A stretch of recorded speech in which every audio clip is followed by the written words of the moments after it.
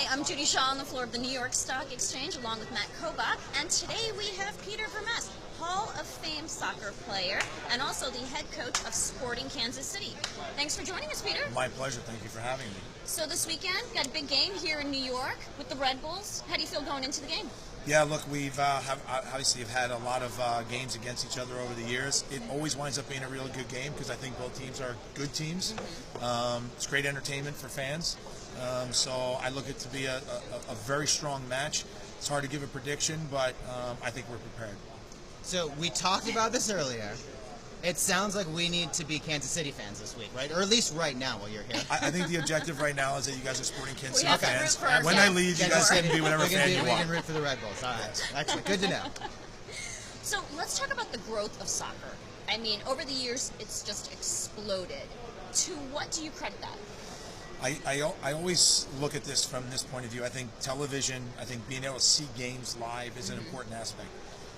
The fact that internet, social media, all that's come into play, that has been, to me, the instrument that has pushed the game and given it status as being the world sport. Because you can watch any game, anywhere, at any time because of the internet and social media. And so I think that's the biggest reason why. So one thing I've noticed too is in certain cities that I've been to, it seems like the popularity is really growing. Are there any cities that stand out where you've really seen the city adopt the MLS team? Well, I would say, and I'll talk about Sporting Kansas City because I actually played there at the end of my career, and I retired there as a player, and then a few years later I got into the management position and now being the head coach. When I was there, we played at Arrowhead Stadium, right, where the Kansas City Chiefs play in the NFL. And, you know, if we got 20,000 people in the stadium, it looked like a drop in the bucket because the stadium at that time held 80. Now it's been reconfigured, it probably holds like 60. But the bottom line is we now have our own stadium. It's our place. Our fans are incredible. The ambiance in our stadium is incredible. And so that has changed things immensely because we have soccer-specific stadiums. At the same time, you look at a team like Atlanta that came in last year. They're playing in the same stadium as the Atlanta NFL team, and they're selling out their stadium 60,000 people, and they have an incredible ambiance as well. So there's a lot of different ways that it's working, but I think the biggest reason why is because the product is very good on the field and has, again, we've made big evolution and big strides in that area as well.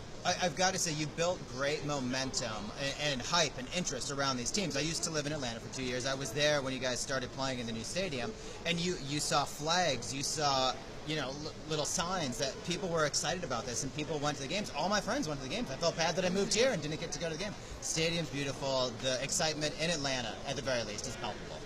It is. I think there's an interesting energy when you go to a soccer game, right? Because the fast tempo of the game, there's no timeouts. It's just continuous. It keeps your attention.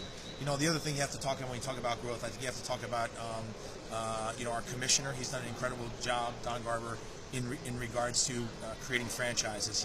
He's been unbelievable in that area, and I think our game continues to grow, and he makes great decisions on who should be the people that he in the franchises is and bring into the league. As a matter of fact, David Beckham got a new club in Miami.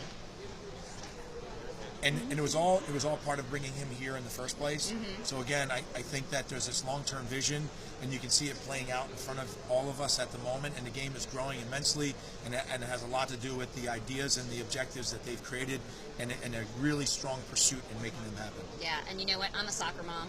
Both my kids play soccer. I don't drive the minivan though. So Congratulations. So we've got to talk a little bit about the World Cup. Who are you picking? Yeah, for me, I think it's Croatia. I think that they're a proven team. I think they're a proven team, and I just think they have something special right now in their mentality. And so, and again, we talked about this a little earlier, so I kind of know your answer, but Croatia has played at essentially another game, 90 minutes of extra time, and you don't think that's going to affect them? I don't. I think what's happened to them is that actually they've built themselves into a forum, and they also have a belief now psychologically that it doesn't matter if the game is finished in 90 minutes, or it goes in extra time, or it goes into penalty kicks. They've won in all facets, whereas all the other teams maybe not having gone that distance and had to deal with all the different psychological ups and downs of the game. Speaking of penalty kicks, do you like them? Yeah, I think it's, I've done it as a player as well. It's not an easy situation because it puts you under a lot of pressure. It's just you and the keeper, and everything's on you. Right. But I also think that, at some point you have to make a gotta end decision. the Let's game. go. No, Yeah. okay. Now, you've actually played in the World Cup, 1990. I did. That's in correct. Italy. I did. So your career is very impressive. Tell us how you got your start in soccer. Well, my parents actually immigrated to this country in 1956 from Hungary. Oh. My father was a professional soccer player, but Oh, wow. his career got cut short because he had to leave. The Russians were coming in, right? It's in Russia. Hey, this is perfect tie up, right? The Russians were coming in to take over the country, and he wanted to leave, so he was kind of in our family, and I just started playing, and I played at Rutgers University, where Rutgers. I think somebody's child is going there as well. My son. There you go. So I played there for 4 years on a scholarship, and then from there I went to the Olympics, World Cup, that type of thing. Amazing. So I've been very fortunate. The game's been great. Wow. And what was your experience like at the World Cup? A little surreal. Yeah. And I say that because we were a bunch of guys that were, 21 years old. We had a very young team. Our team had not qualified for the World Cup in 40 years, so we were the first team to do it in 40 years. So it was a big moment for us. But at the same time, I think it was also the impetus to what has been created over the last 30 years in the game. Since then, this game's grown immensely.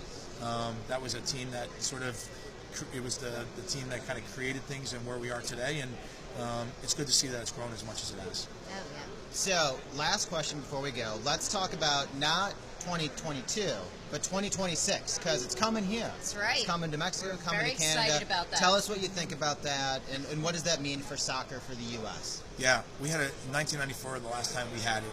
That was a huge springboard for the league that opened up in its inaugural season in 1996.